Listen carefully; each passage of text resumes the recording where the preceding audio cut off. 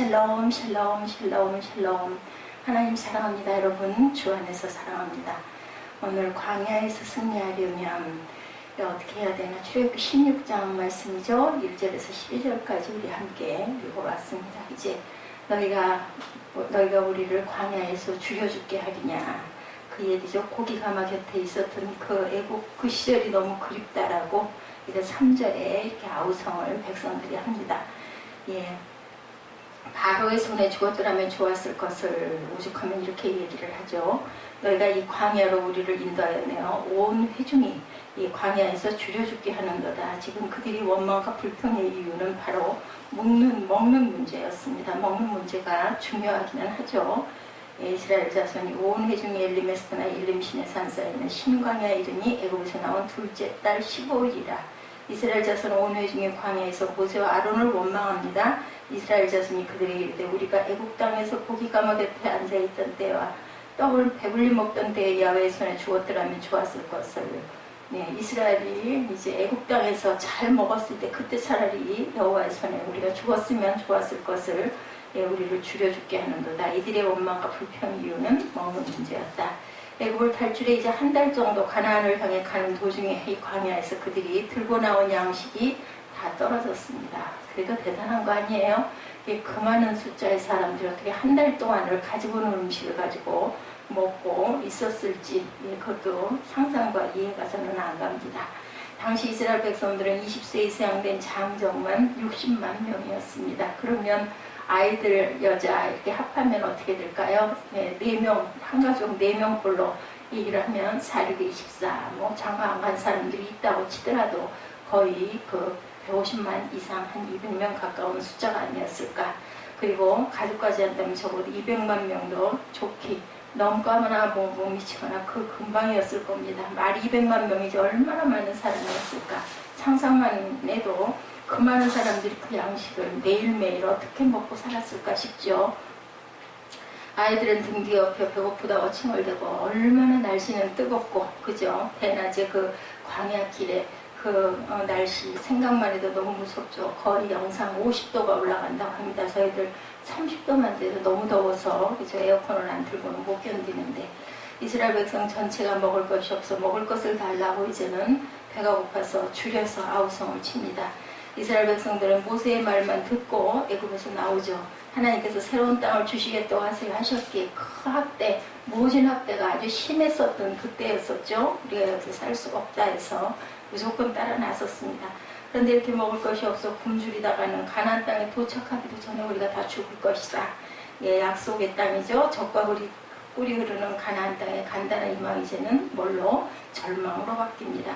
온 천지에 모래밖에 없는 이 사막에서 사람의 방법으로는 200만 명이 넘는 사람들이 먹는 문제는 도저히 해결할 수가 없었고, 어디를 보아도 그저 희망은 없습니다. 가능성이 없어 보입니다.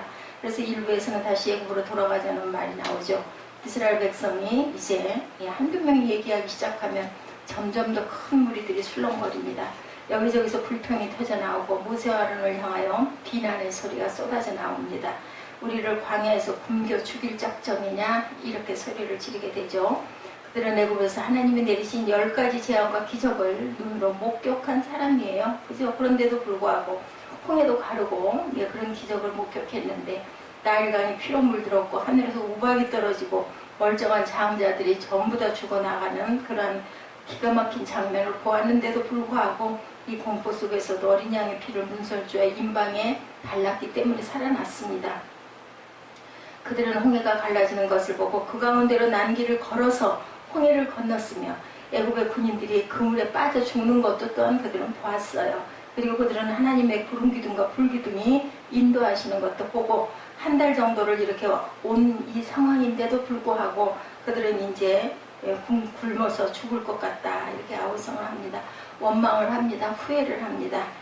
그런데 한 번 택한 인생을 결코 놓치지 않는 하나님께서는 광야에서 그렇게 원망하는 이스라엘 백성을 향해 11절 12절에 말씀합니다.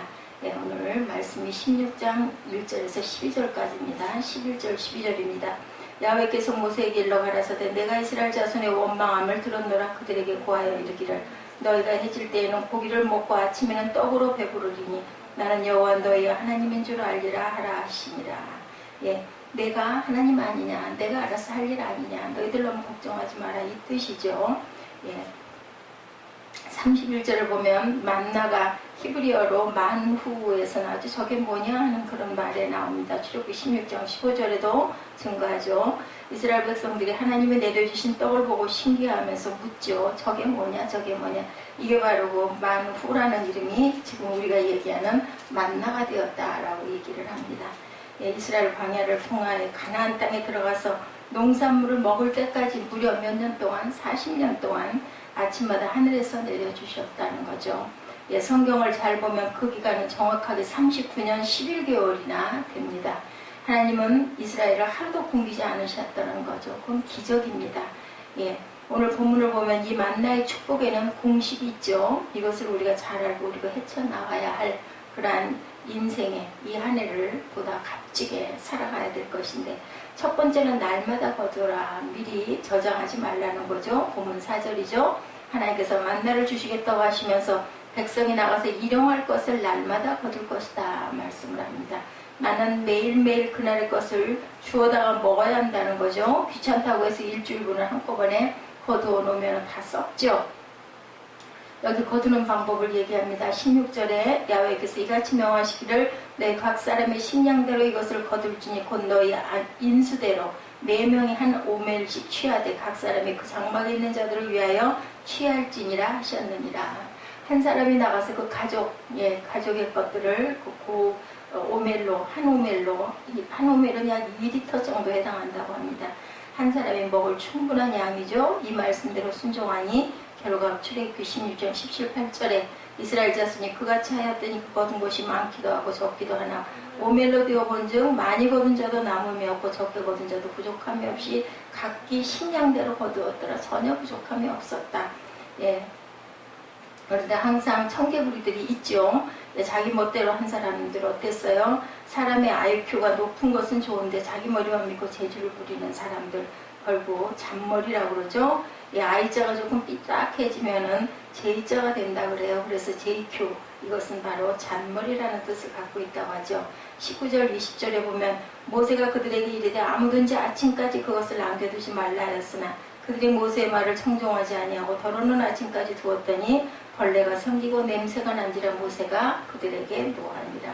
많이 짊어지고 오느라 고생, 썩은 냄새 진동의 고생, 갖다 버리느라고 고생, 그죠? 예, 주위 사람들에게 얼마나 민망했을까. 하나님 앞에 또한 면목도 없죠. 하지 말라는 짓을 했을 테니. 우리 속담에 공든탑이 무너지랴 이런 말이 있습니다.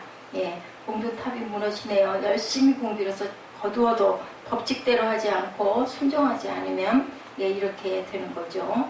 예, 우리 주변에 보면 여기저기서 이런 일들이 또 현실적으로도 얼마나 많이 있는지 많이 추락합니다. 아, 인생이 저럴 수도 있구나 하고 우리가 바라볼 때가 있죠. 이런 일들을 직간접적으로 경험하다 보면 인생에는 근본적인 원리가 분명히 있구나, 그것을 깨닫게 된다는 거죠. 공을 들이되 정말 잘 들여야 된다. 온전히 바르게 들여야 되는 거죠. 결국은 어때요? 인생을 잘 사는 줄 알았는데, 심지어 성공한 줄 알았는데 나중에는 인생을 망치고 잘못 살았음을 후회하고, 후회해도 소용없을 때가 너무나 많다. 두 번째 만나의 법칙은 아침에 거두라는 것이었죠. 성실함과 순종입니다. 오늘 읽은 21절에 보면 우리가 아침마다 각기 식량대로 거두었다라고 말씀합니다. 날마다 만나를 거두었는데 언제 거두었느냐? 아침 일찍, 그죠? 아침에 늦잠을 자서 해가 중천에 떠 있을 때 만나를 거두러 나가면 이미 만나는 뜨거운 햇볕에 녹아버려가지고 형체도 없습니다. 만나가 내리는 곳은 사막이었기 때문이죠. 이 햇볕이 얼마나 뜨거웠을지는 우리가 상상이 가죠. 우리 신앙인들은 아침에 거두는 생활을 해야 된다. 영의 양식을 얻고 영적으로 튼튼하게 성장하기 위해서는 새벽을 깨우는 사람들이 되어야겠습니다. 아침 일찍 만나를 구하지 못한 사람은 그냥 굶어야 하는 거예요. 마찬가지로 우리 영적으로도, 그죠? 예, 그 만나를 얻기 위해서는 새벽 시간을 잘, 아침에 일어난 첫 시간을 하나님께 드리고 말씀을 묵상할 줄 알아야 되겠다. 그것도 하나의 훈련입니다. 새벽은 우리의 특별하신 능력이 역사하는 시간이고, 새벽은 하나님께서 능력의 손으로 도우시는 시간이고, 하루 일용할 양식을 공급해 주시는 귀한 시간이다. 세 번째는 안식일 전날에는 갑절을 거두라. 어떻게 해요? 안식일 날은 그날까지 먹어야 되니 쉬라는 거죠. 그 5절에 제6일에는 그들이 그 거둔 것을 예비할지니 날마다 거두던 것에 갑절이 되리라. 이렇게 말씀합니다. 왜 하나님께서는 6번째 날에는 만나를 갑절로 주셨을까? 마지막 안식일에는 만나를 주시지 않겠다라는 뜻입니다. 왜 안식일에는 만나를 안 주셔요? 갑절로 미리 거두었다가 안식일 날은 온전히 하나님께 예배드리고 또한 휴식을 하라는 뜻이죠.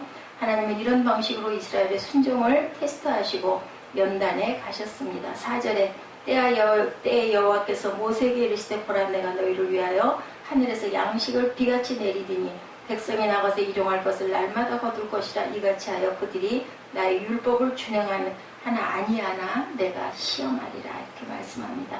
신명기 8장 3절에도 그러죠. 너를 낮추시며 너를 줄이게 하시며 너로 알지 못하면 내 열조도 알지 못하던 만나를 내게 먹이신 것은 사람이 떡으로만 사는 것이 아니요 야훼의 입에서 나오는 모든 말씀으로 사는 줄을 너로 알게 하려 하심이라. 이렇게 증거합니다. 사람이 육신의 떡만 먹고 사는 게 아니라는 거죠. 하나님의 말씀으로 그것들 듣고 순종하며 승리하는 삶을 살아야 된다. 이런 말씀입니다. 신약의 예수께서는 이 만나 사건을 해석하시면서 자신이 내가 생명의 떡이다 말씀하죠. 이 떡을 먹는 자는 하나님의 영생을 소유한다라고 말씀합니다. 이 광야의 연단이 최고의 축복은 하나님만 바라보고 순종하며 살게 하는 것이죠. 광야 40년 동안 하나님께서는 끈질기게 요구하신 삶은 바로 나만 바라봐라 주만 바라볼지라입니다. 아무것도 없는 것 같은 광야지만 이 광야에는 숨겨진 축복이 있었다. 겉보기에는 사막과 황무지입니다. 그러나 그곳에는 천국에서 맛볼 수 있는 기막힌 비밀들이 숨겨져 있습니다. 이 비밀은 아무나 발견할 수가 없죠. 이 비밀을 온전하게 바라볼 줄 아는 그러한 하나님의 축복된 하나님의 자녀들, 아들, 딸, 눈을 들어 하늘을 바라보면 나를 보면 비참해 질 수밖에 없고 이웃을 보면 원망할 수밖에 없고 어두운 현실을 바라보면 낭망할 수밖에 없지만 하늘을 바라보면 하나님께서 우리에게 기막힌 축복을 해주시는 것을 우리가 봅니다. 이제 신령한 만나에 있는 말씀을 붙잡고 주의 말씀은 내 발의 등이요 내 길의 빛이니이다. 이 말씀을 의지해서 광야 같은 세상에서 승리하시는 저와 여러분 되시기를 주님의 이름으로 축복합니다. 기도하시겠습니다.